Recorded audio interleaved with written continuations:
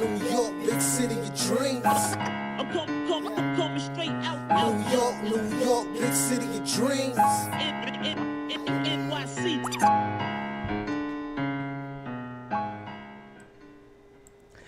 What's going on? This is Julius from the Nick of Time show here, giving you that Knicks talk just in the nick of time. And you know what time it is, right, guys? You know what time it is? It's time to hit the gunshots. It's time to hit the gunshots because the Knicks have gone back on track. 44-point lead, smacking the Detroit Pistons, man. We got back to the Knicks basketball that we all know and love, and we did it as a team. We did it with the principles that we started playing with in the beginning of the season. Julius Randle, 29 points, 8 rebounds, 3 assists. Reggie Bullock, 22 points, 5 rebounds, 1 assist, 1 steal. RJ Barrett, 14 points, 4 assists, 2 steals. And you know what, guys? You know what? Elf he got off the shelf today. He got off the shelf today, and he just wasn't on the shelf, just doing nothing, man.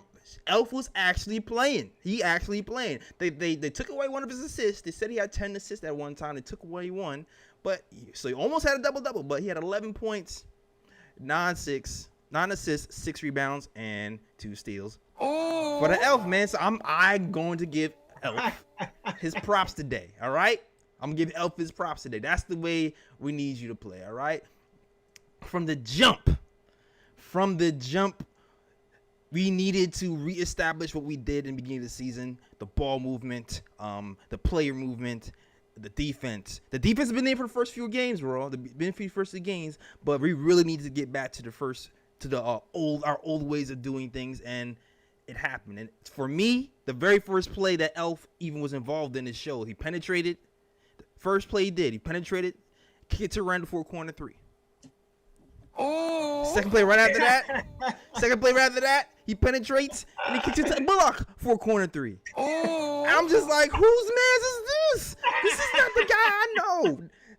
The Elf I know. The Elf I know is not a helper. He's not Santa's helper. The Elf I know likes to keep the ball for himself and goes to the hole. But this Elf set the tone from the beginning. And I feel like, all game long, we just moved the ball. But I'm just going to I'm starting to tone off with that little tidbit. All right, Raw. Yo. I know you saw the game. I know you like what you saw. What did you see from this game? Tell me some of your takeaways. Well, the thing is that, okay, the Knicks really, when you look at it objectively, they always play good defense. I mean, 90% of the time. 90% of the time, yes. But sometimes their offense is so bad that it makes their defense look non-existent, So the game they lost to the Dallas Mavericks, the Dallas didn't score 100 points, I don't think, and the Knicks only scored 86. But you see, the Knicks played decent defense, but their offense was non-existent. But I want to tell you, man, if the Knicks could ever become a consistent shooting team, yeah, they could beat anybody. They yeah. really could. If they can consistently shoot the ball, there's nobody they can't beat. No, I agree with you because the defense is already a staple, right, for this team. So as long as you're getting technical difficulties right now. As long as we're able to keep up on the offensive end of the ball, we should be okay. Yes. We should totally be okay. It seems like, hold on a second, Raw. It seems like you're glitching a little bit. Let me see if I can stop it for a second. Oh, I do see it. The glitch. It's a little glitchy. Let me First, see. I turn into black and white, and then.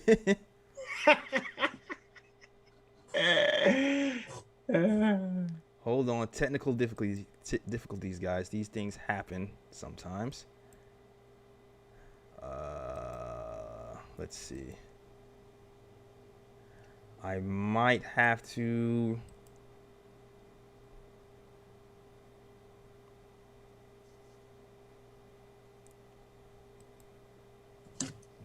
Let's see. I might have to restart this. Really? I think they can hear us. You want to? They can definitely. Can you guys? All right, cool. Well, now you're frozen, Raw. It's cool. All right. Yeah, no, we're good, man. Yeah, you know. All right. Okay, you're back. All right, now we're back. All right, Oh, cool. okay. I see it. Okay. All right, cool, man.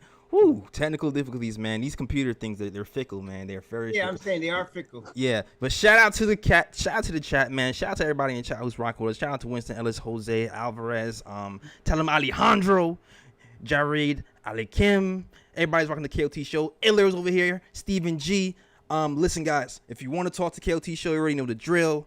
Go to the Discord link. Discord link. Fritz can put the Discord link in the chat right now. And you can come to our Discord and you can talk about the game. You can talk about what's going on later. Because, we have the Nets coming up. And you just talk Knicks with us, man. Talk with the KOT show, all right? Yeah. Yeah. Now, back. Yeah, we out the Matrix, guys. Exactly. Took the blue pill. We out the Matrix. Took the blue pill, and we out the Matrix. So let's see. We see if I can get things back on track. Hold on a second. All right, I see the Discord link. You see the Discord link? Cool. Fritz hooked it up. There you go, Fritz. All right, let's see. Let's see if I get things back on track. All right. You hear that, Raw? I definitely heard it. All right, cool. Back on track. Back on track. All right. Oh, man. All right, cool.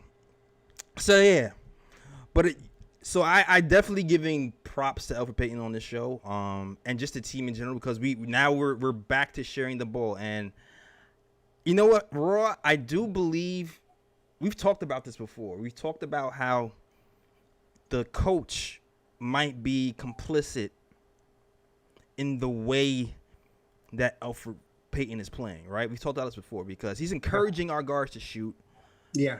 I do believe, you guys remember, think back, the first 2 or 3 games for the Knicks, Payton was penetrating and passing the ball the first 2 or 3 games for the Knicks. I don't know if you guys remember that.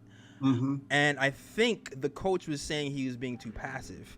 And after that, the Knicks played the Bucks.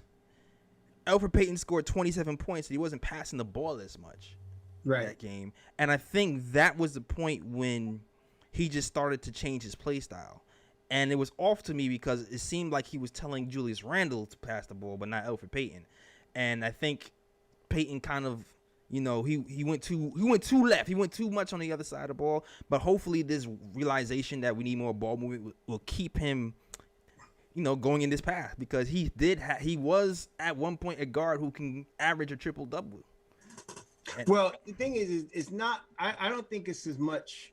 I think what it is you're right in terms of he started becoming aggressive and then he started not passing at all. But what Tom Thibodeau has been preaching, and I think that's one of the reasons him sticking with the shortened rotation might help in this regard. Mm-hmm. He's always saying, take what the defense gives you. Right. You don't need to force anything. If you got someone open, pass them the ball. If you are open, take the shot. Mm-hmm. So the only time they mess up is when they go away from that. So if Randle starts to force it, or if all of a sudden Payton is looking at open shots, and I mean just looking at them and not taking any, then that messes everything up. So if the ball, the whole offense that Tibbs has installed, which we know is at least in part a triangle offense, is predicated on ball movement. But so they're supposed to be moving the basketball. So regardless, if Payton finds himself in a one-on-one situation, or if they're playing zone, mm-hmm. He's got to be to recognize that and attack appropriately. So it's just a matter of learning, and it's been an on and off situation. When the Knicks do that, they play very well, no matter who they're playing. But when they get away from it, and usually it's against, really good teams, if they're going to get away from it, they start nerving up or they look at a Minnesota and say, we're going to stomp over these guys, and they lose the game plan, then they get in trouble. Yeah, you get in trouble. And you know what, too? Even there was a point in the second unit, or the second unit, look, we were rolling in that first quarter, right? We were up 40, what was it, 41? 41-15. 41-15. Mm-hmm. Right? Mm-hmm. Derrick Rose goes in the game. A play or two in, he bashes his eye in. Yes, they what's his name? Grant Bowden. Yeah. Grant bowled him. He hit him like an elbow slash rub. Right on his eye, just bowled him in his eye. Yeah. And then the dreaded lineup that we were all worried about happened, right? We were like, oh no, what's going to happen if Elf plays with the second unit? No one's going to get the ball. To my surprise, it kept on moving. Yeah, because he was actually sticking with the game plan. Yeah. You know, the ball has to move. If you have a shot, take it. If you don't, pass it. It's not real hard, but they start getting emotional. It's a basketball game, so they're getting emotional and getting hyped, and then they start doing things they shouldn't do. But I think as the years going on, they're learning. Just stick with the game plan. Just stick with it. Nah, I'm with you. And a part of the game plan I'm also paying attention to is Julius Randle, because Julius Randle's also kind of changing the way he's been playing recently, and I keep referencing the Miami game. I do feel like over the past month or so, Julius Randle has always started slow. You know what I mean? Mm-hmm. He's been looking for his teammates first, getting his second. Yeah. After the Miami game, and keep your eye on Julius Randle tomorrow. Versus the Nets. He's flipped it. I'm getting mine first. And he's still involving people, but he hasn't been as passive. Well, the thing is that again, yesterday, right? He was getting shots that he's comfortable with to start the game. What was going on? You mentioned he was getting everybody involved. What that involved was he was passing up shots he should have taken. Right. To get the ball to somebody else. Right. But it goes back to, if you're open, take the shot. Against the Nets, if he gets the shots, like we know he likes that top of the key 3-pointer. He likes that fadeaway going from the right side.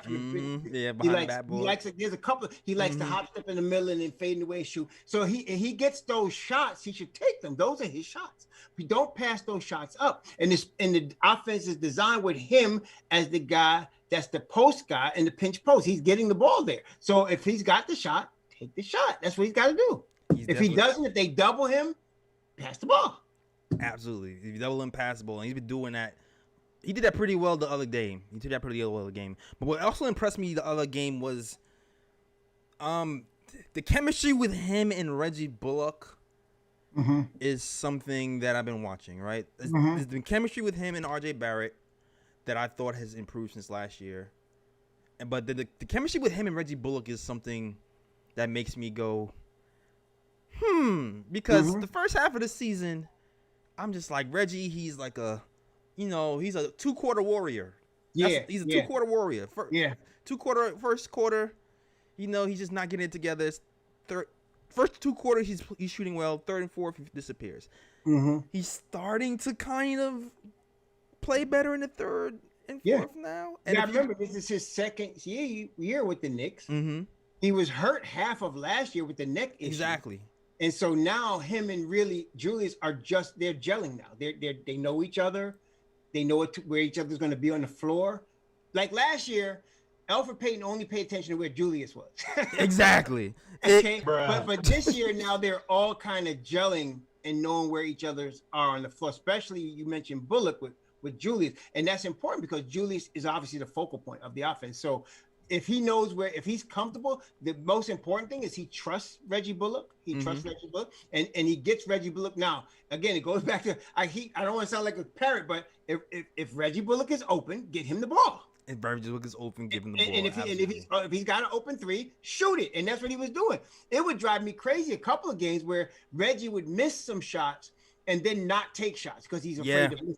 No, it's just like Tom said. If you're taking good shots, we'll live with it. If they fall, they don't fall. We'll live with that. But just take the good shots. Don't pass up good shots because now you're disrupting the whole offense. You're breaking everything down. Absolutely. As long as we stick to those principles, we should be okay, man. Yeah. We should be okay. But it just makes me like, I don't know. I think beyond this year sometimes because some of these guys are on, the last year of their contract. And I'm just like, man. Like we know we rewarded these guys by keeping this team together for the second half of the season for picks and stuff, but it gets really hard to start to realize, okay, who's worth the money, who's not. When you think about these secondary players who are role players who do well for our team, but like it's a delicate balance. You don't want to destroy chemistry You don't want to destroy chemistry. So it's a delicate balance trying to bring somebody in here and upgrade talent and disrupting chemistry, uprooting somebody, and like disrupting a synergy that's already being brewed. You know what I mean? And tough decisions for the front office if Reggie Bullock keeps this type of production up. Because as of now, shout out to NYK Terry Trey posted this little stat. Reggie's averaging since All-Star break 12.5 points per game, 48% from the field. Gunshots. He's shooting like yeah, man, and 45% from deep. You know who Reggie Bullock is, right?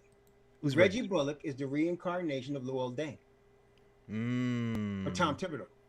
That's who he is. Yeah.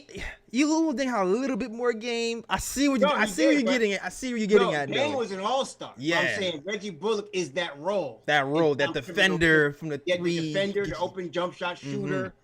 That's him. And so I would see them allowing Burke to walk, which I hope they don't either, before they let Bullock walk. I just don't want him to give him too much money, eating up our cap space. You know, I mean, that's the balance. That's the balance. Yeah. You have to pay all these people at some point. Because right now we were able to have flexibility because they have cheap contracts right now. Yeah, I mean, to me, if I'm the Knicks front office, I'm offering all of them 1-year deals. I agree. I'm not because I gotta be, and they all gotta understand. I'm trying to be flexible for 2022. I'm trying to be flexible. I feel you. I understand. All of them 1-year deals. They can get nice, whatever we can afford to give them, pay it to them. Give them all the money for 1-year deals. All right. You know what? Shout out to the chat too. Like I said, if you want to talk to us on the KOT show, you can hit that Discord link and give us a call, man. I already see my guy. Tell him, Alejandro, I see you in the room, sir. We're gonna bring you in. We're going to bring you in. It's Alejandro. Yeah, man. Okay. Alejandro's in the building, man. All right. If you didn't know, Alejandro was our first caller last time, so he's gonna bless us today, as well. After I'm gonna get to one more point, and then we're gonna rock with Tell him Alejandro. So sit tight. Tell him we're gonna get you in here. Don't worry, my guy. All right. But you know what else? What I liked about this game, Raw, was we put the game away in the third quarter. Yes, indeed. And we didn't let up in the fourth. We didn't let up in the fourth. We put the game away in the third quarter. We didn't let up in the fourth. And I want to talk about Emmanuel Quickley right now. Okay. Because the conversation about is he a point guard or is he not, it keeps replaying in my mind. And okay. And people keep writing this kid off as not being a point guard. But we were able, the third quarter ended, Raw. Let me get my notes real quick. The third quarter ended and we had a sizable lead. Mm-hmm. But when we got into the fourth quarter, that's when we actually pushed the lead. Like third quarter, and we was up by around 30. We ended up pushing it to 47 points. Yeah. And then we settled on a 44-point win. So right. And that's with the second unit. That's with the second unit. That's that's with Emmanuel Quickley playing most of the point guard minutes. And the thing that I love to see yesterday is I love to see growth, man. I love to see it. He was running pick and roll with Taj. I do wish he did it with Obi Toppin. Yes. I do wish that. You're right about that. But he was running pick and roll with Taj, and I just love that yesterday he just wasn't rushing to the floater. He was mixing it up. The first couple of plays on the pick and roll, he set up Taj nicely with a nice little pocket pass for Taj going to the hole. Taj getting some nice little and ones. I'm like, okay, Quick. Show him the arsenal, Quick. Let's go. Let's go. No, but remember, he's a rookie, man. He's a rookie, bro. He's a rookie. He's gonna be all right. I'm not worried about him. Whatever his role is, all right, put it this way. We need to get a point guard. I'm not saying he can't play that position, but we need a guy that's going to be strictly a point guard. Mm-hmm. Like somebody like Alonzo Ball, or we talked about Alonzo Ball or Dennis Schroeder. Somebody that's a real strictly could play that role and just play that game. But Quickley is more, I would not lock him into saying he's a point guard or not. He's a guard. He could play either role. Okay. He's just a rookie. When he's ready, look, this guy's really good. Give me a couple of years with him, and he's gonna be a really good performer, man. He already is, but he's a rookie. Nah, you're right. You're right Shout about out that. to Worldwide West. Everywhere we go, we leave a worldwide mess. Shout out to Worldwide West for making all these correct moves, man, and bring these guys in here. For sure, That's right. For That's sdon't right. Always That's shout out right. to Worldwide That Web. Kentucky connection, That man. Kentucky connection. Although I don't want to get carried away with it this year, though. Nah. You don't want to bring in 5 more Kentucky guys? Oh, hell no. But I yeah, don't like this year's class from coming out of there. yeah, I'm not sure if we have the upper hand like we did last year with Did they KP make the being there. NCAA tournament this year? They didn't, did they? I don't think they did. That's a Nah, man. KP's gone. You know, that's what happens when you take KP. Yeah, them cats they brought in this year need to come back one more year, man. Exactly. But yo, shout out to the second unit, Obi Toppin, Emmanuel Quickley, and those guys who did a really Obi's good job. playing better, man. Yeah, man. Did a really good. Obi's playing better, man. I don't like him relegated to the corner. I do wish he got more pick and roll opportunities, but he hit them.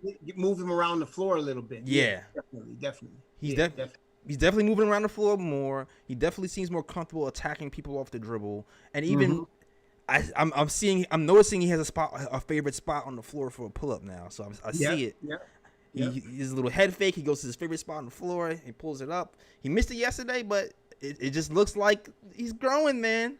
Look, like I said, man, these cats are rookies. You gotta give them time, man. Give him time. This is, now I'm pretty sure what you're seeing now. I'm not sure. I'm not sure how Tom Thibodeau is going to use Obi Toppin in the playoffs. I'm not sure how he's going. Is he going to give him the same 8 to 10? I don't know. I don't know. I would like to see a game where Obi just busts out. Absolutely. So puts the whole league on notice. I'm still here. I want to see that game. And I think it could happen. I just don't know when. Tom has to let it happen too, because Tom blew it. Tom blew it the game before. Yes, he blew it the game before when Toppin had 9 points in 7 minutes. He should have kept him in the game and then subbed them out. You know what I mean?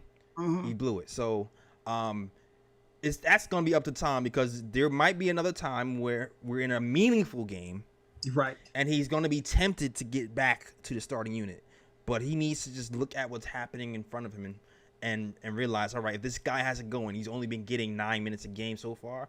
It's okay to break tradition. It's a long season. There's got to be a game where you let him loose. Let him loose. There's got to be a game where you do that, and he needs that, especially a guy like him. He's a confidence type kid, really. Mm-hmm. So you let him go loose and let him see that he really has the talent to take anyone on, and he busts out in the NBA floor like that.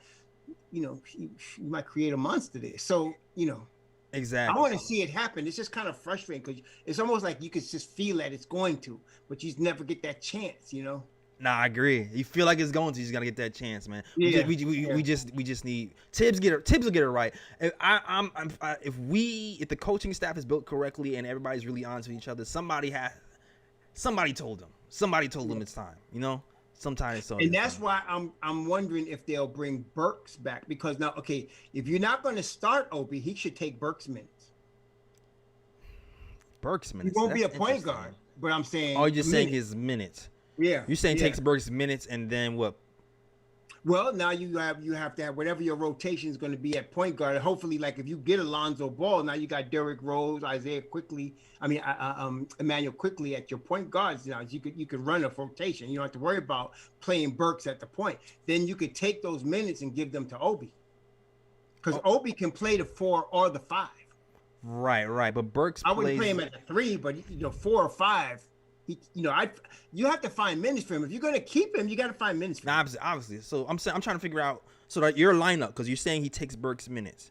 So your lineup would be then what? Derrick Rose, Emmanuel Quickley, Obi Toppin, maybe Kevin Knox, and Taj. Yes. I see what you're saying. Yes. Yeah, it's tricky. And you can switch Taj and Obi depending on what the matchups are. One of them plays the 4, because both of them can play both positions. So one of them plays the 4, one of them plays the 5.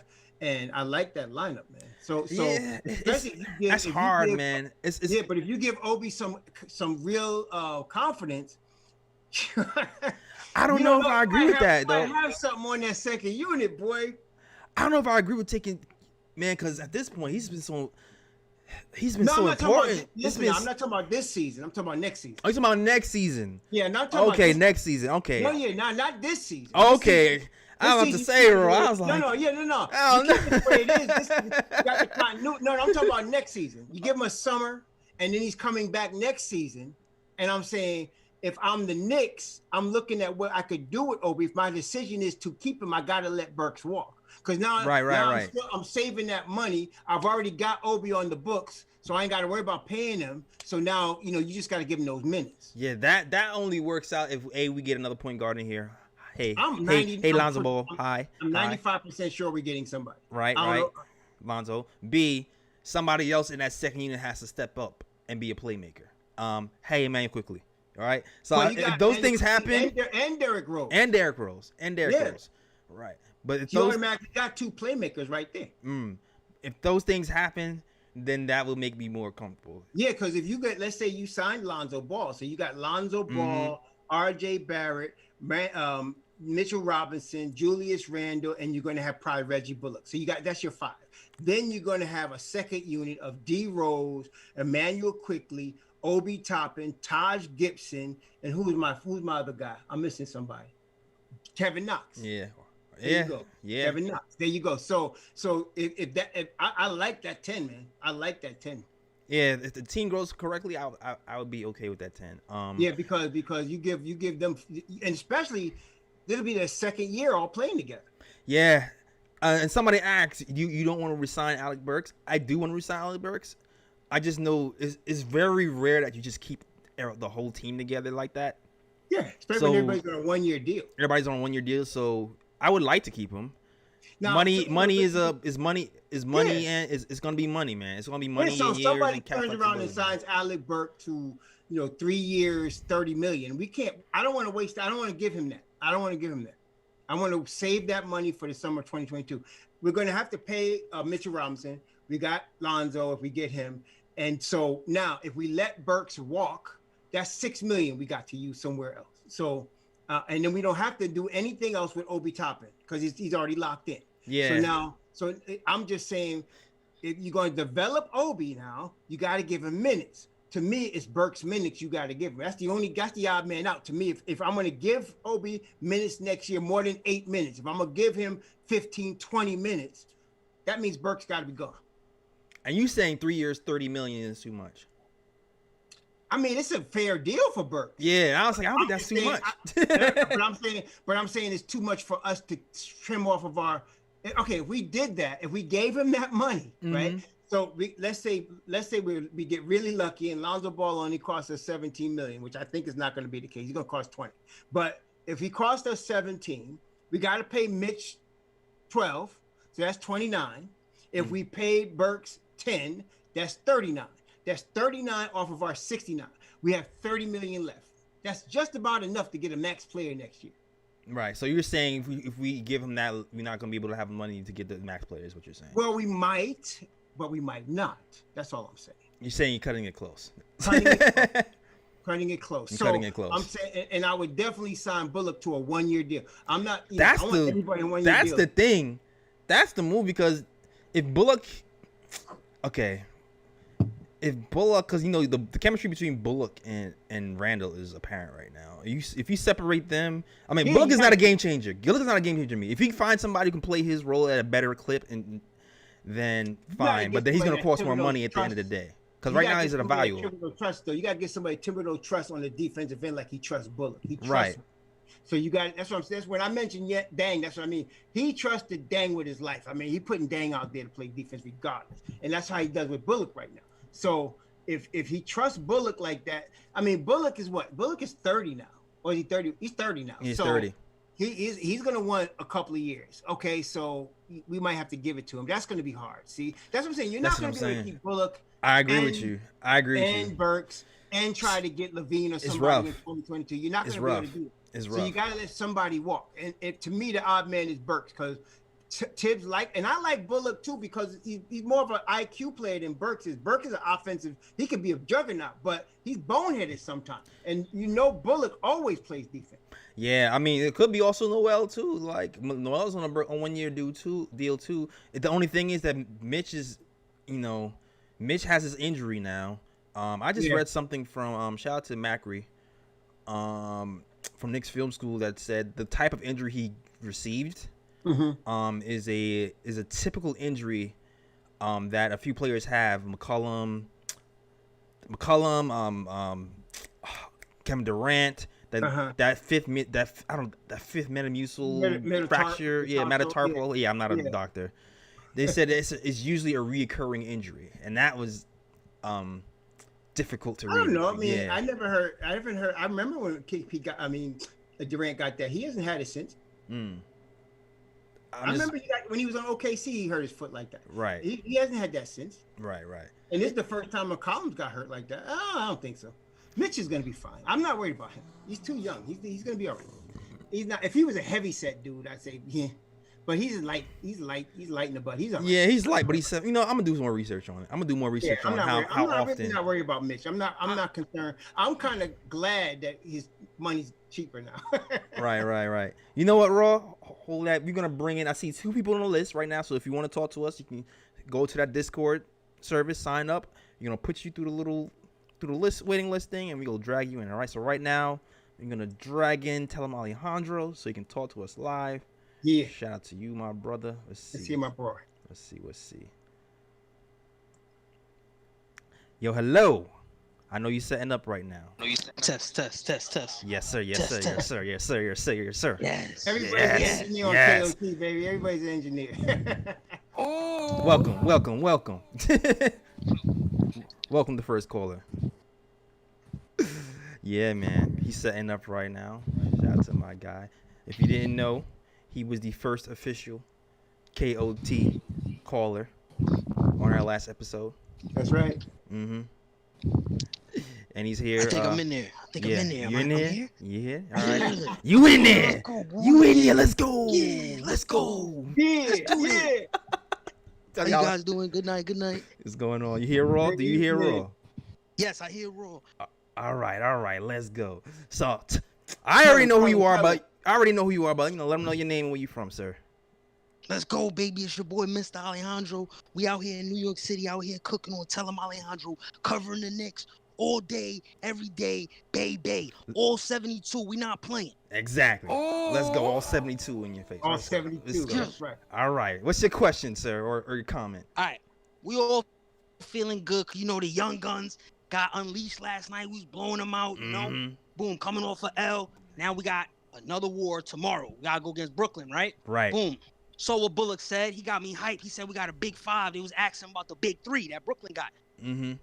Here's my question. 2 questions. Number 1, do you want to play Brooklyn in the first round? I personally don't, but I've been hearing some people say they want to. And number 2, I know you saw Jalen Suggs last night. That was crazy. Would you be willing to trade up in the draft and mortgage some draft capital, mortgage a little bit of the future to get either Cunningham or Suggs? I mean, I've been saying that from last season. Yeah. I've been saying I will do what it takes to get one of them 2 cats. If I could. I would do what it takes to get one of them 2 cats. I really would. I would be trading some young assets. I'd be trading some draft. Those guys, Cade and Suggs, I've been telling y'all from last summer, they're game changers. Both of them. Right. Exactly. I know you said that, but we also discussed this before too, Raw.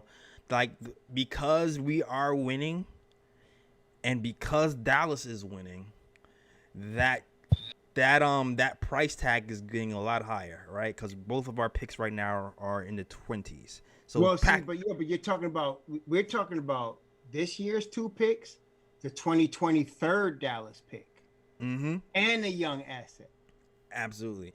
It might be more. It's a high price. It's a lot, but like, what young assets are you playing right now? That's the question. Because right now, the young assets we have is Mitch. I might do Mitch. Obi, but I feel like they might at this point. They might want to get somebody more. They might want to get Quickley. They might want to get RJ. Like, no, the only players off the table are Quickley and RJ and Randle. Anybody else is available. Because that's what I'm saying. I know we're thinking about this as Knicks fans, right? Yeah. We thinking about this as Knicks fans. Flip the situation. You're a lottery team. Yeah. And you have a once in a lifetime talent coming your way. If you see him that way. I think most people are seeing him that way right now, right? The Jalen Suggs and Cade Cunningham. You're going to want RJ Barrett. You're going to wait. Let me ask you a question. Exactly. You're Cleveland. And you get because we're talking about the first 2 or 3 picks now, right? Because you got also Kuminga, right? He's going to go in the top 3. So you're talking about Cunningham, Suggs, and Kuminga. So you want to get into the top 3, right? Right. So you're Cleveland. You got Darius Garland and Colin Sexton. Right. So what are you going to do? You going to take Cade or you going to take Suggs? And what are you going to do with the money? Oh, I'm taking one of them and moving Garland. Okay, fine. Then we'll take Garland from you. That's all I'm saying. That's what I'm talking about. Yeah, that's good. So, I like or that. you're Orlando and you got Markelle Fultz, who you just signed to a big deal. Mm-hmm. You got Cole Anthony. You just traded for Gary Harris. Now, what are you going to do? If you're picking in the top 2, what are you doing? I'm picking the guy with the higher ceiling and moving the lesser talent. See, not everybody sees it. I'm saying, but all I'm saying is if it's one of those type of teams, at the very least, we can get somebody off their roster that we might want. Like we could get Cole Anthony if we wanted. We might be able to get that. All I'm saying is that I'll put it this way. There is no guarantees in the draft, right? There's no guarantees. So all I'm saying is I would make sure my hat is in the ring. Yeah. That's all I'm saying. I'm putting my offer on the table. You take it or leave it. This is it. Okay, Right. This is my offer. I'm just saying it's gonna be a hell of an offer. It's gonna be like 3 or 4 picks, first round picks, and young talents. And it's not gonna be like the end of the barrel young talent. They're gonna act. No, it's gonna be I'm saying 3 picks. I'm saying these 2 and the Dallas 2023rd, and I'm saying one of anybody but RJ, Julius, or IQ. You can have anybody. with the broken foot. You can have Knox, huh? I said Mitchell Robinson with the broken foot. What about him? I would do Mitchell Mitch. Robinson. I mean, I hate to trade Mitch. I love Mitch. I would do That's that. good. Right. I'm not worried about his broken foot, but I would trade him for this. I would do that. But when it Because gets to IQ, these are the type of kids that get you in the finals, man. That's what I'm talking about. if they're gonna ask for IQ, yo. I think it's gonna be bare minimum IQ. Bare minimum. That's painful. You think Bare they're gonna ask IQ? minimum. For Cade, if you got a Cade, No, look. If you Cleveland, you try to tell me you gonna give up K for IQ? You don't want IQ. You don't want Mitchell Robinson either. You want Kevin Knox. You're gonna I'm saying, yeah, no, you're right. You're right. I don't think they're gonna trade them anyway, to be honest with you. Because they're bottom of the league. This is generational talent. So in my mind, if I'm looking at the top 3 right now is Minnesota, Houston, Detroit. Houston is definitely not. They starting over. They keeping all their stuff. That's Yeah, not so happening. Houston, if Houston Detroit- gets in the top 2, they're taking one of those 2. They're not looking back. Detroit, they got Dennis Smith Jr. and they got a guy who only played 8 Killian games. Hayes. Killian Killian Hayes. Hayes. They're taking him. They are taking Cade, or Cunningham, or they're taking them. What about Minnesota? I think Golden State got their pick. They probably gonna be willing to work with us. No, Minnesota has a pick. I'm looking at Minnesota owns their pick. Minnesota owns their pick. Yeah, Minnesota owns their pick. Oh, my bad. I see it. So if you're Minnesota, I have heard rumblings out of the Minnesota camp. When I watched the game, I was watching one of their games, and their announcer was talking about that they might be willing to move D'Angelo. Now I can see that happening considering where they are right now. He's been injured, and I've never been a high D'Angelo guy anyway. To be honest with you, I like D'Angelo. He don't play no defense though. That's the only thing I don't like about him. He don't play no defense. So I can see them. It's the same thing. I can see them moving. I can just see them trying to trade D'Angelo. You don't think any of these teams be willing to trade if they had a position to get one of those 2 guys? Like any team is going to take them. I'm telling you, I don't think it's the case because every year, like Michael Jordan didn't get picked number 1. Right. Neither did Ray Allen. That year it was Allen Iverson, it was Marcus Camby. I forgot who was 3rd, and then they picked they picked Ray Allen 4th, and I was like, seriously, Ray Allen 4th? I think Minnesota's a sleeper team because I do feel like they took Anthony Edwards this year, but they might have been looking at Ball, but they also might have had their guy in the back of their mind, the reason why they didn't take Ball in the first place, and they ended up just taking Anthony Edwards. You know what I mean? Honestly, though, Minnesota needs a defensive guard like the one they have, but a younger one. They need a defensive guard that can shoot a little bit. They really need somebody to play some because they got lots of offensive firepower. Right, but exactly. So they can really go either way to me, but it wouldn't be surprised. It wouldn't surprise me if they went Cade because, like you said, or Cunningham because generational talent. Because Luka's I don't know, but I thought Luka was a generational talent when he got in the draft, and I was shocked that Atlanta didn't take him. I was like, I know Trae Young is good, but he ain't Luka. I was like, nah, man. Yeah. But they let him go. See, so you never know how these guys are looking at them.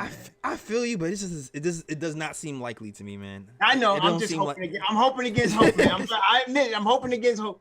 It don't seem likely But to those me, two man. kids, I've been saying from the beginning when I watched the film of those two kids, these two guys are going to change a franchise. They're going to do it. It's just a question of what franchise is blessed enough to get them. Yeah, exactly. It's just a question of which franchise, but Yeah. I'm not holding my breath. I'm not holding my breath. Salute to you, Alejandro, man. But that's my deal, though. I'm giving you three I'm number just hoping ones. for the I'm best. giving you a young talent.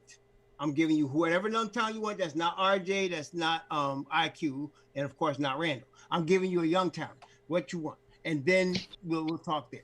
I can start my team with one of them cats, man. Yeah. No problem. And No problem. the second part of that question was, would you rather play the Nets in the first round or the second round? Second round for There sure. are better teams to play in the first round. Or third round. I'd rather play Charlotte in the first. When do you I'd want rather to play Brooklyn? Charlotte in the first round. I want to play Charlotte in the first round. I'd rather have I want- Charlotte yeah, or me too, I Boston. agree. Give me Charlotte, Boston, Atlanta, one of them in the first round. Yeah. I don't want to deal with the Nets yet. Nah, me neither. I want to warm up. Totally agree. I want to deal Yeah, with somebody exactly. who's just got there like we did, you know. Yes. Totally yeah. agree. Yeah. Yeah. Get to them the second or third round or whatever. Get them in the round. second round. Look, Yeah. if we got them in the second round, woo, man, that's gonna be barn burner, boy. Barn burner. Yep. I'm with that. I'm definitely with that. I'll be hyped. I'll definitely be They ain't hyped. sweeping us no 4-0. We gonna be battling. Facts. All right. Yeah, all right, yo. All right, salute to you, Mr. Tell him Alejandro. Thanks for your Tell him questions. Alejandro, my man. Yeah, man. Absolutely. Thank you for having me. Good night. Okay, I'm gonna keep watching. Be safe, and I'm gonna call again. All right. Looking forward to it. Yeah, Tell him, yeah, looking keep forward calling. to it. Keep calling. Yeah, Let these guys know yeah. how it goes. Give them that energy. This how it goes, baby. This how it goes. That's Let's how it go. goes. That's how it goes. Oh man, y'all love that guy. All right, yo. Next caller. All right, next caller. I'm pretty sure you've been prepped. Next caller's coming in. I'm gonna give it a minute for the next caller to come in. All right. So yeah, next. Man, yo, how did you like the Norvel bucket, man? This Norvel's debut, Raw. I felt bad for Norvel breaking his finger like that in a couple of minutes in the game. Shoot.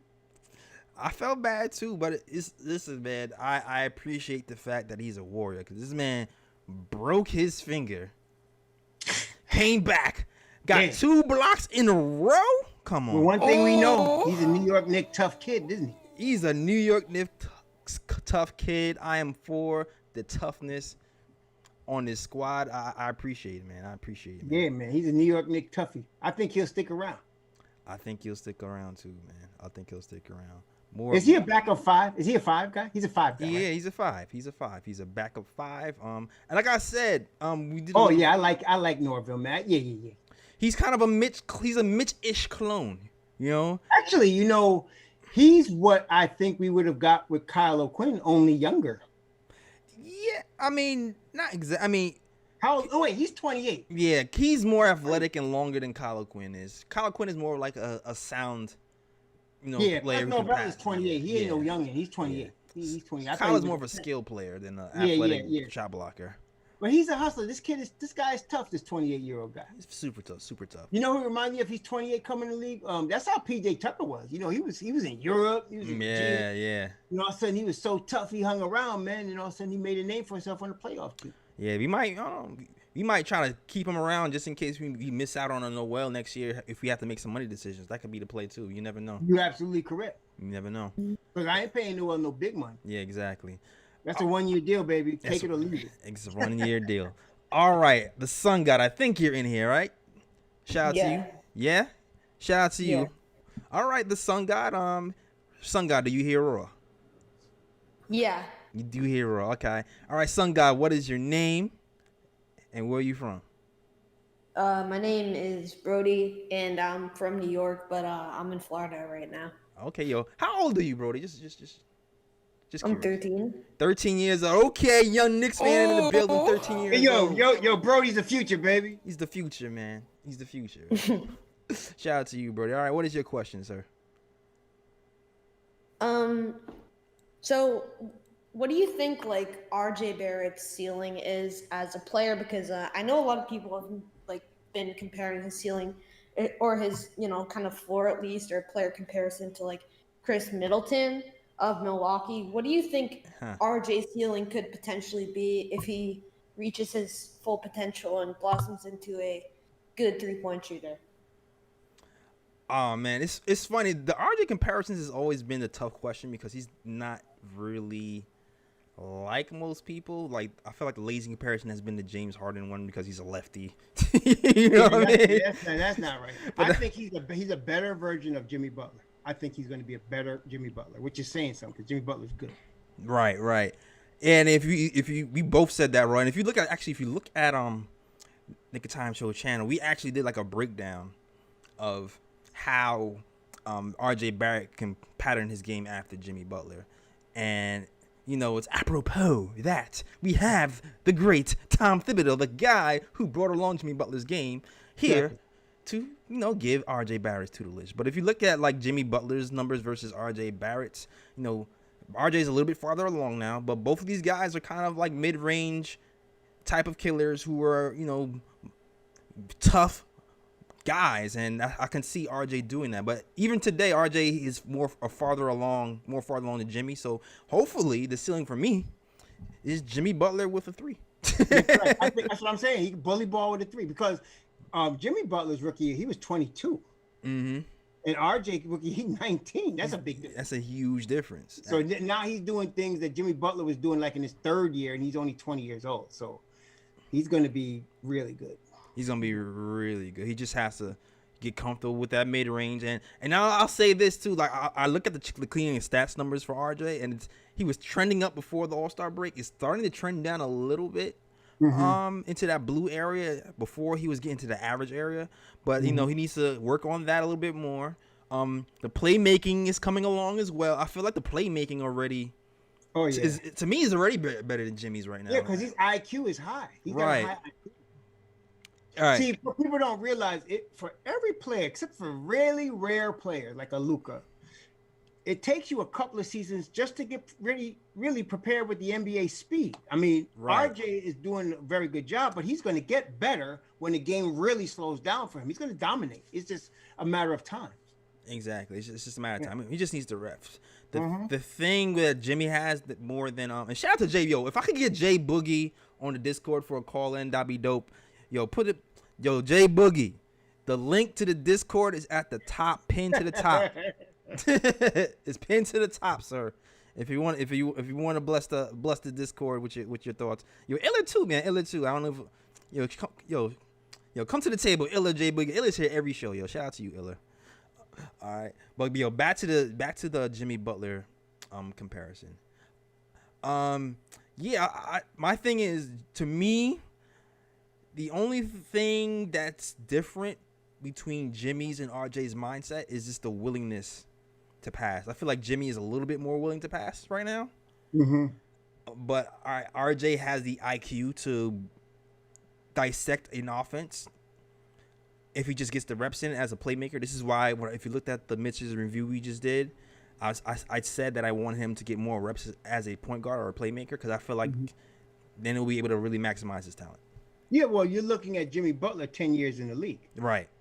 So give RJ at least 3 seasons, so you're talking about RJ in his 2nd year now. So, that's a big difference there. So you're looking at basically a completed product with Jimmy Butler. You're looking at a product that's not complete yet with RJ Barrett. Absolutely. All right. Yo, thank you for that question, Sun God. I think he is done. He turned his mic off. Salute to you. And thank you for, unless you want to answer. Do you have any more questions, or are you satisfied with that answer, sir?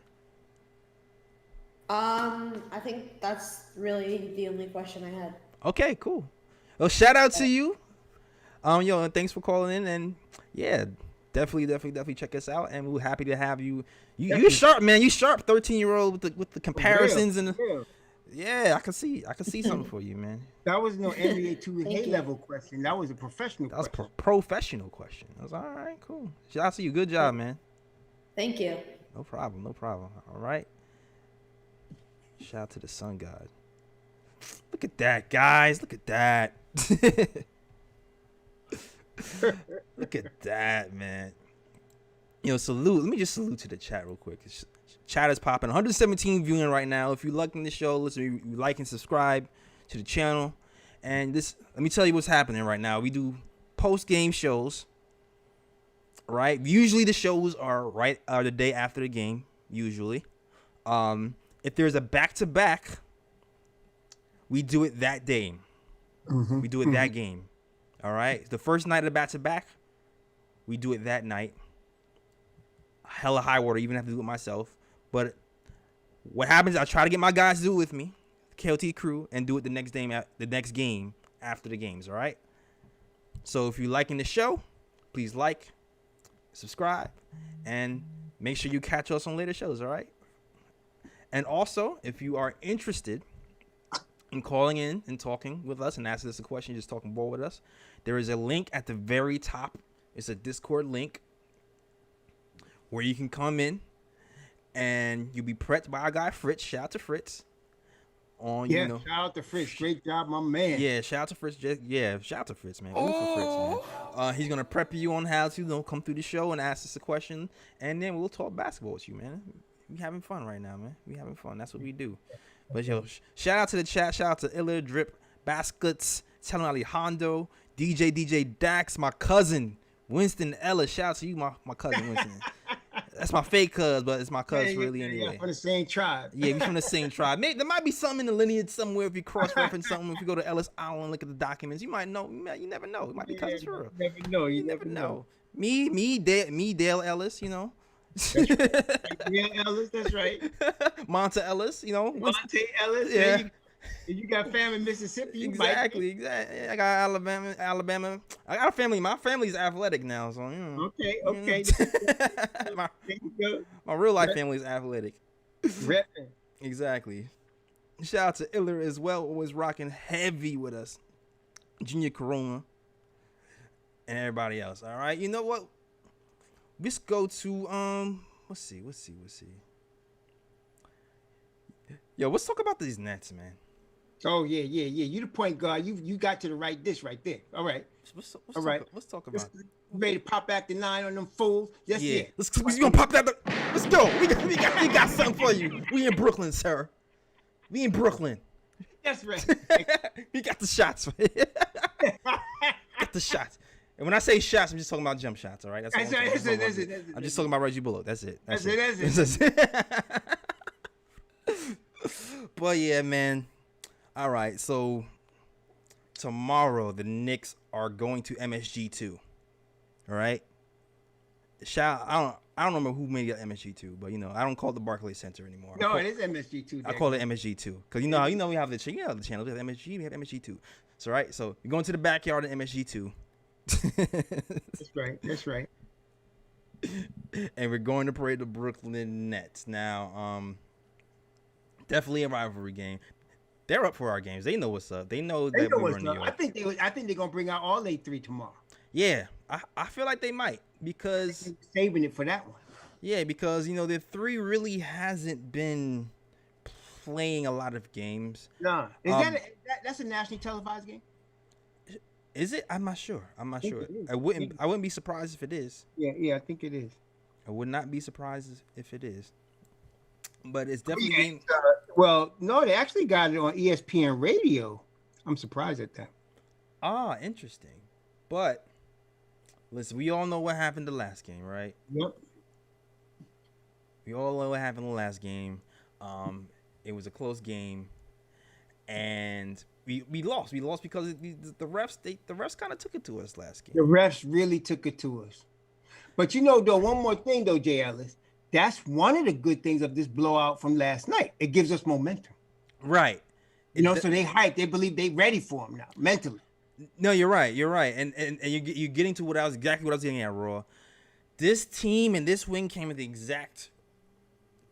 perfect timing for us, man. Yes. Because it was that Detroit win resets our mind. It sets us back to our principles. Exactly.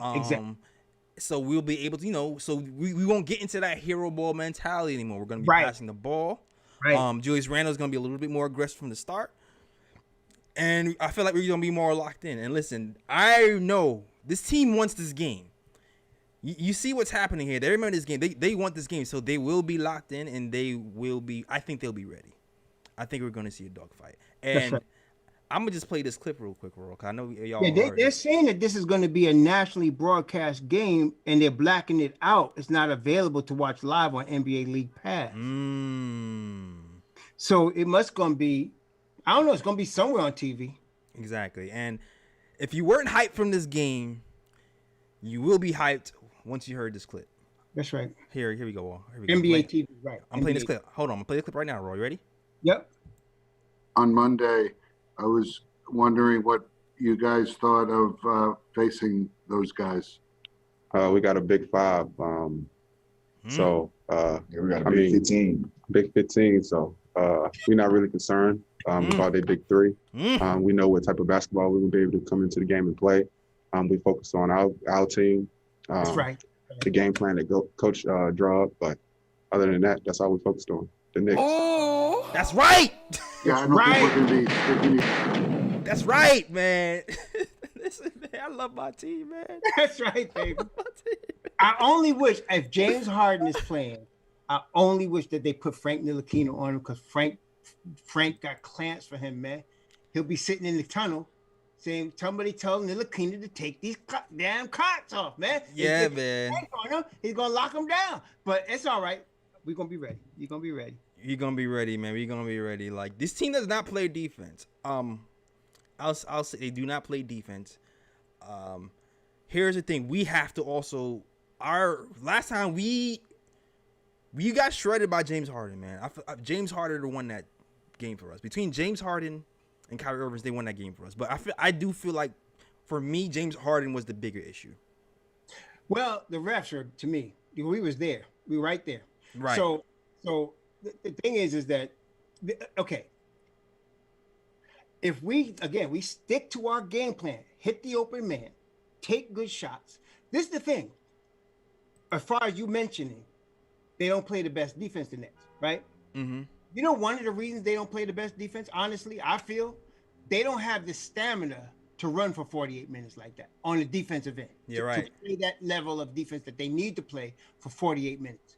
They can run offensively all night, but if you put enough clamps on them defensively just to slow them down, and you can shoot adequately like we did against Detroit, we got more than a good shot.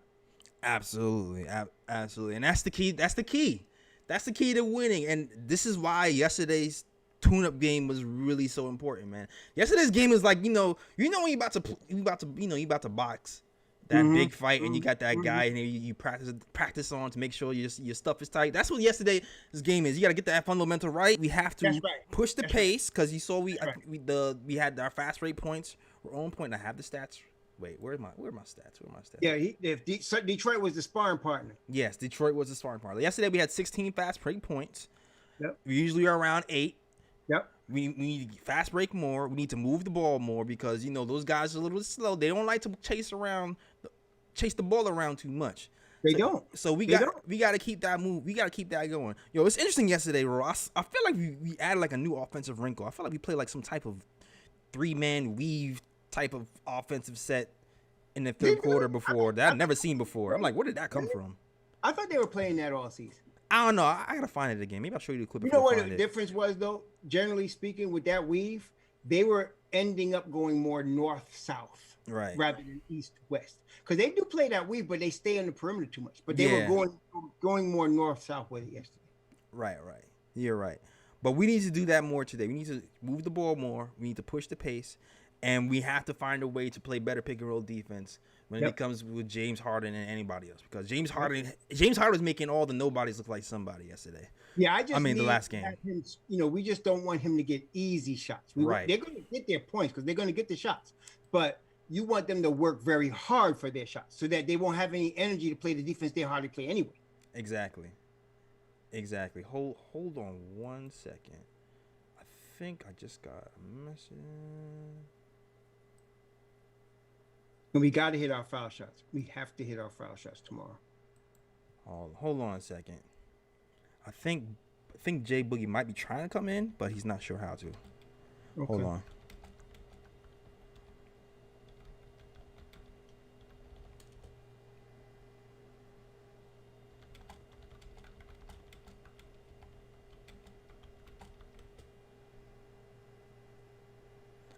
right, there you go. Hopefully he catches that. But yeah, man, tomorrow is a big day. I think we have a shot, man. I think we have a shot. It's a big game for us. We don't want to fall under 500 again. We gotta win. Exactly. We have to win. And I don't care who it is. We gotta beat them tomorrow. Absolutely. And even there's a game 2. The Celtics game after that. Very winnable game. As we talked behind the scenes. Oh, you mean the Celtics game on Wednesday night? Yeah. Yes. Yeah. Very winnable game, the Celtics on Wednesday night. Very winnable game. But, you already know how it is. When you beat a team, they remember. And we beat up the Celtics last time. So they might come with a little bit of extra. You're right. We gave them the Detroit business. But the Celtics have not been playing well. They have not been playing well. Since the trade, they have not been playing well. And what I like about that is the Brooklyn game and the Celtic game are road games, but it's not that far. Right. Like it's across the country somewhere. No, you're right about that. Yeah, it's basically close to home type game. And then we got Memphis Friday. Right. And they got Memphis Friday. So this is an important week. I'm hoping for 2 out of 3 this week. That's possible, man. I like them. I like that number. I mean, tomorrow's a big linchpin for that. If we beat Brooklyn tomorrow, we can definitely go 2 out of 3. Yeah, we can definitely go 2 out of 3. I feel like this Brooklyn game is going to set a tone. Yes, we got to beat Brooklyn tomorrow. We got to come ready, and I believe they will. That's what I'm saying. Yeah, man. When I think they're feeling I think our boys are feeling their oats. They're coming ready to play. Exactly, and I'm going to attempt to. No, we're going to definitely do a post game on Tuesday. I wish we had the people to do it on Monday, to be honest with you.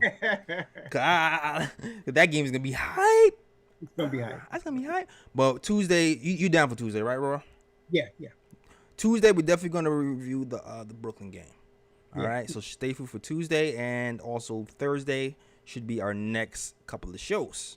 This is a big game, Marta. This is a big game, man. This is what I like about this year's team. There's so many big games, that we have a really chance to win. Mm-hmm. No, you're right.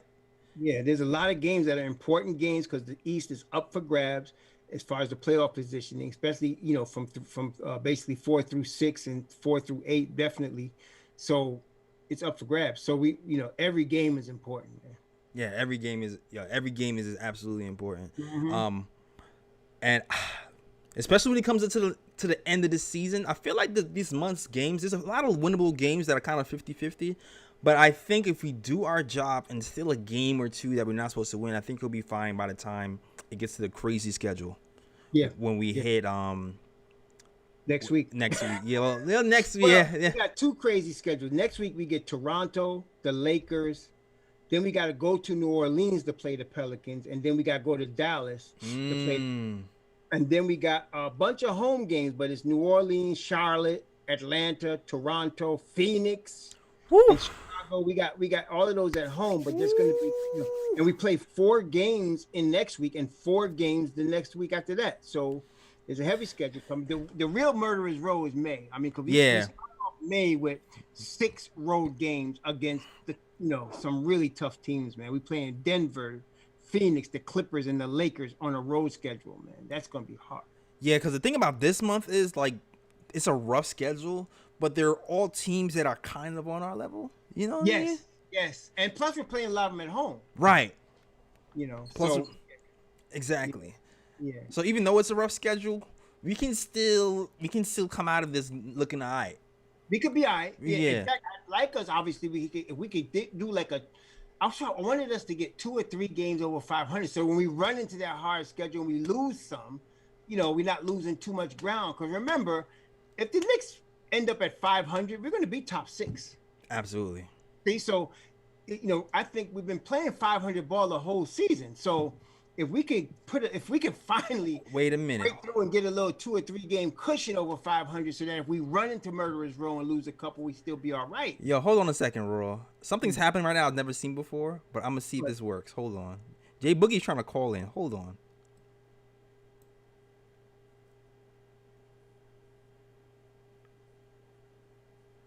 Hello. Yo. Jay Boogie, can you hear me? Yeah, I hear you.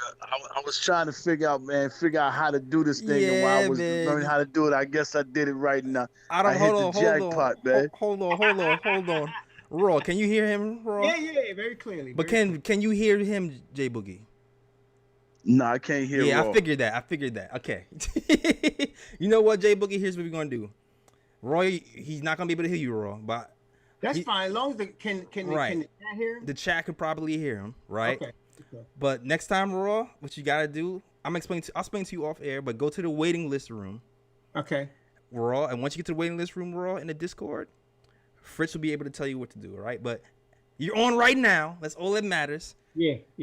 Ask your question. Waiting list room on Discord? Yeah, on the Discord. There's a little thing called waiting list room on Discord, and it'll send you through the correct path. But I called it audible today. He called in. It's cool.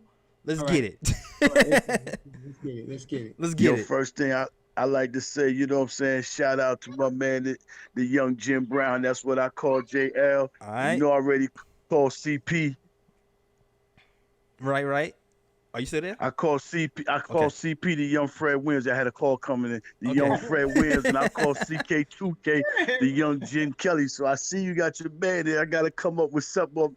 Guess I'm going to call him the young Ron O'Neal, you know what I'm saying? And do it like that. But shout out to everybody. Yo, get them like buttons up, man. Do what you got to do to support this man, you know what I'm saying? You know what I'm saying? Let him know you appreciate his love for everything he got, because he ain't doing it for himself. He's doing it for everybody else, man. You know what I'm saying? I got a quick question for y'all, you know what I'm saying? And I got a quick question, then I'm going to drop a jewel real quick. My question is, do y'all really think at this point in time of the season that Leon Rose and Tom Thibodeau is on the exact same page? Because remember at the beginning of the season, that was not Tom's pick when he picked Obi. That was Leon Rose. Tom Thibodeau is a win now coach. Do you feel like he brought the players in to help win now? Because you know he's not going to play them young boys, you know what I'm saying? So my question is, do y'all think Leon Rose and Tom Thibodeau are on the exact same page? You know what I'm saying? That's the question that I have for y'all, you know what I'm saying? And besides that, man, keep doing what you're doing, man. Y'all doing a great job. But I'm going to say one other thing. Shout out to our owner, James Dolan, man. A lot of people ain't giving him no props, you know what I'm saying? We was throwing him under the bus at the beginning of the season because he asked us to check that man medical record. That man don't miss 30 games this year, 22 straight. I'm talking about KD. Y'all still mad he ain't show that man the medical record? Appreciate our owner, man. God bless you all, man. Y'all have a great night, man. All right, man. Salute to the preacher, J Boogie. All right. Yo, gunshots for that call. Gunshots for the call. Gunshots for that call. And you always gotta give him the ooh on top of that as well. All right. Shout out to J Boogie. Now let me see if I messed up my own live by answering that phone call.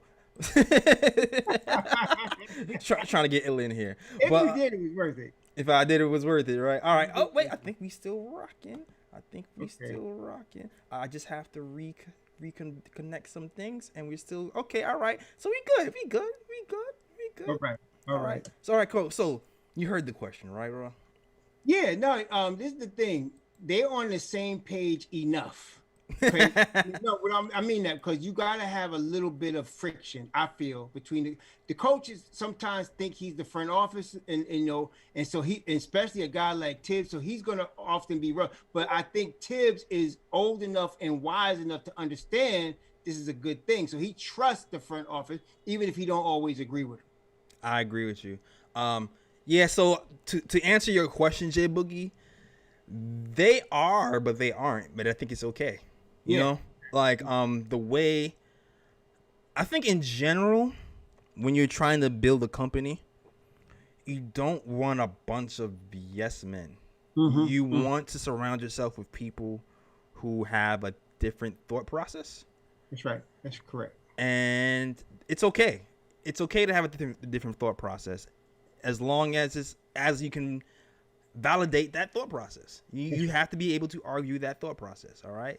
And as long as that's happening, as long as there's communication from top to bottom about the decisions and why the decisions are being made, then they should be fine. Because here like the biggest companies and the biggest players, things break down when you don't communicate. That's right. And you kind of move on your own accord, and you don't kind of funnel the information from the top to the bottom. that's when you start to lose people. But you know, as long as they're communicating their different ideas and why, then it'll be fine. Because if you leave it up to Tibbs, you're not gonna have any rookies. Yeah, we won't have any rookies. That's right. So you can't leave it up to him. You know, you gotta say these guys are gonna be on the roster. Exactly. So he's gonna have to do that. He won't want to, but he's gonna have to do that. You know. And then if you leave it up to the front office, we might not even have brought back some of the guys Tibbs likes. You know. Exactly. So, you know. So there you go. So it's a balance.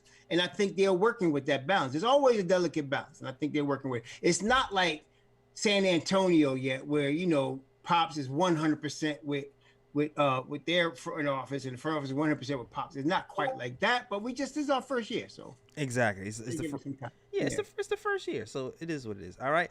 Now we got another caller. In here. My guy, Illa. Illa's here.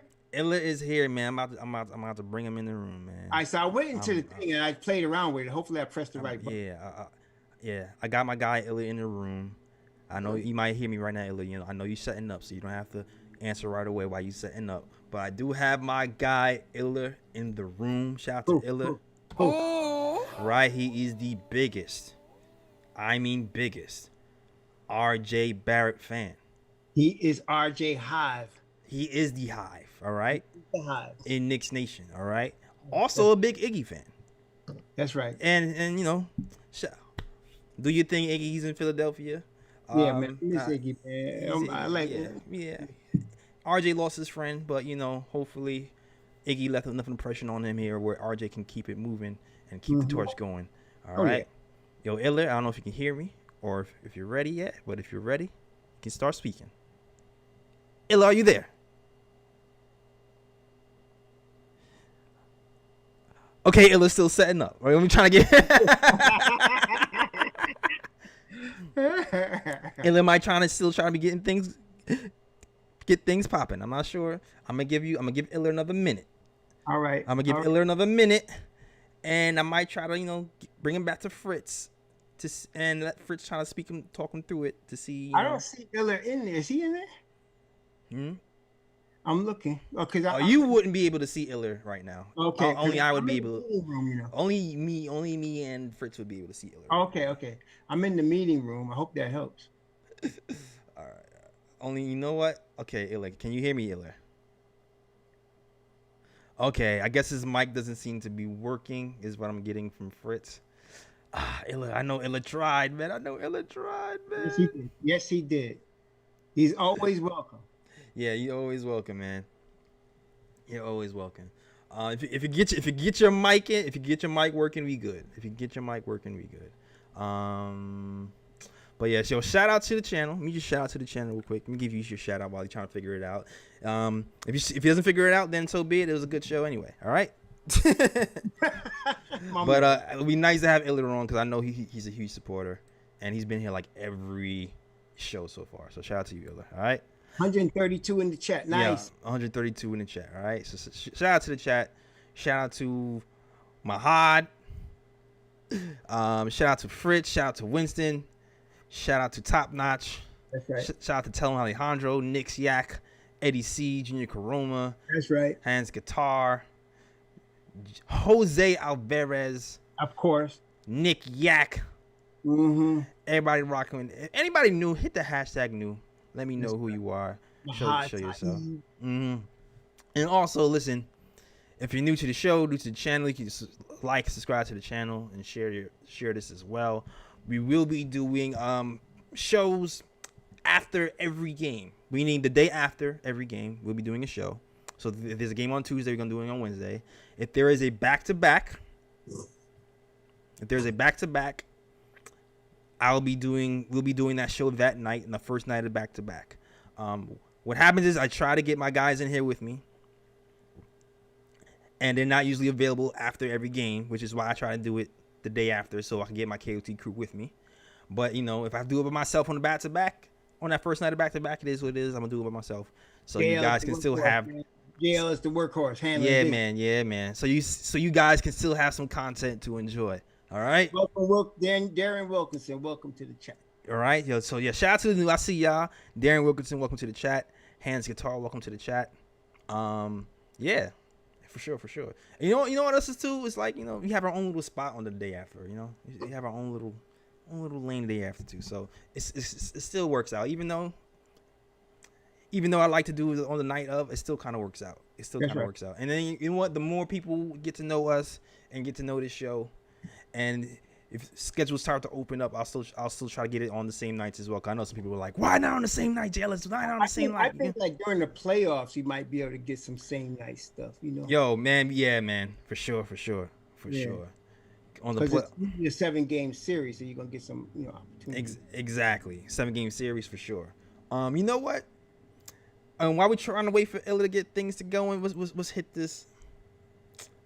I forgot to hit mom. I forgot. What? Oh, your thing? Yeah, man. I got so into the conversation, man. I got into the convo. It's not too late, is it? It's not too late. It is definitely not too late. Okay. It's not too late. Let's get into it, all right? So we do have a sponsor. Okay. So shout out to Manscaped. That's right. Get that lawnmower, baby. Yeah, I'm gonna have like a weed whacker sound the next time I do. I don't know. Or a lawn or a mower or something. It's exactly my god, lawnmower, yeah. Yo, shout out to Manscaped, man. Shout out to Manscaped. The flowers are blooming, the grass is growing, and it's time to chop the weeds. Thanks to our sponsor, Manscaped, you can trim your holes safely and efficiently. I'm talking about the ball trimmers. Yes, you know the ball trimmers. All right. Manscaped, the global leaders in men's below the waist grooming, have an exclusive offer for our audience. Use the code KOT to get 20% off and free shipping at manscaped.com. All right. That's 20% off and free shipping if you use the code KOT from manscaped.com. And join the other 2 million men who trust Manscaped. Okay. They are here to make sure you are trimmed and smelling nice. And after all, it's time for some spring cleaning. So shout out to manscaped.com. Always get that trimmer 3.0. You shave it in the shower. Has an LED light so you can see what's going on down there. And that skin safe technology. So when you shave, it doesn't pull your hairs and cause cuts and things of that nature. All right. So shout out to manscaped.com. Manscaped, our first official sponsor of the KOT show. And hopefully there will be many more. All right. And it might be the way you guys are showing out and supporting and hitting that KOT code. It seems like we might get some more. So salute to you guys. You're going to help grow the channel by either supporting Manscaped or giving us super chats or liking and subscribing or sharing the information or this info of this channel. All right. I don't think Iller's mic is still working, man. Oh, it's not. I don't think Illa's mic is working, man. So it might have to end it right now. Because I don't see his little mic icon going. Okay. Yeah. I'm going to try one more time, Iller. If it don't work, we'll see how it goes. Yeah, he said Iller's mic isn't working. Okay. Yeah. Iller, can you hear us? Nope, Iller cannot hear us. All right. We tried it, man. We tried. We did. We tried. But salute to the callers who've called in already. Shout out to Illa. Maybe we can get you in the next time, man. Thanks for trying anyway. Next game is Monday. Next show will be Tuesday. All right. Usually then following night, those games are usually around 6:45. That's right.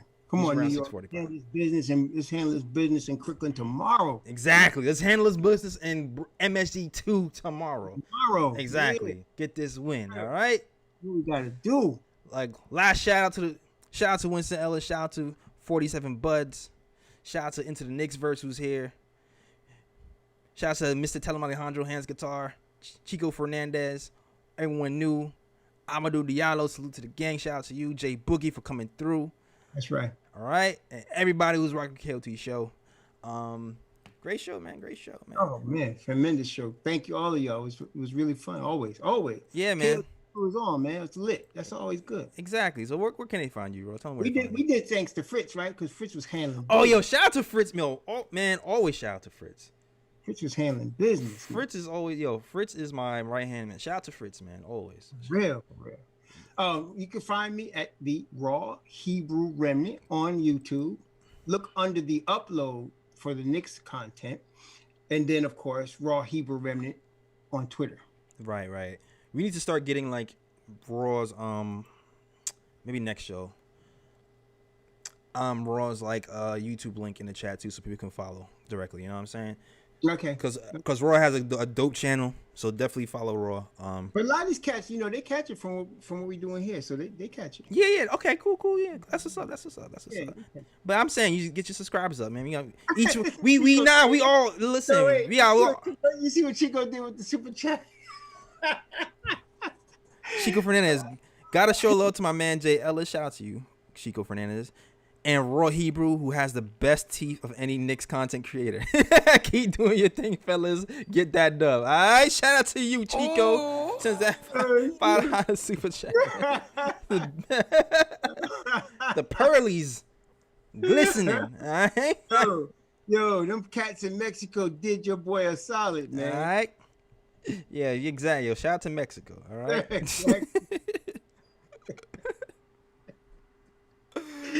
Oh man. Oh man. All right, yeah. Some people in the Raw know, but not everybody knows Raw. Right? That's I'm trying to raise awareness. All right.